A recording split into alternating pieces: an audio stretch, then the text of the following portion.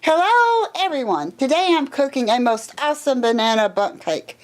This is a great way to make something delicious from overripe bananas. The ingredients are 3 ripe bananas mashed, 2 eggs, 1/3 cup butter softened, 1 1/4 cups granulated sugar, 1 teaspoon vanilla, 2 cups flour, 1 1/4 teaspoon baking powder, 1 teaspoon baking soda, 1/2 teaspoon salt, 1 cup sour cream, 3/4 cup chopped walnuts, 2 tablespoons powdered sugar. The directions are as follows. Preheat oven to 350 degrees. In a large bowl, cream together the butter and the sugar. Stir in vanilla and bananas. Add eggs one at a time, mixing well.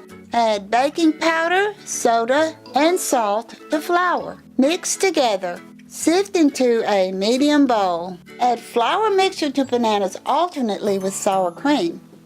Stir in chopped walnuts. Pour into a greased and floured 10-inch bundt pan. Bake for 50 minutes or until passing the toothpick test. When completely cool, dust with powdered sugar. Serve and enjoy. I hope you enjoyed this video.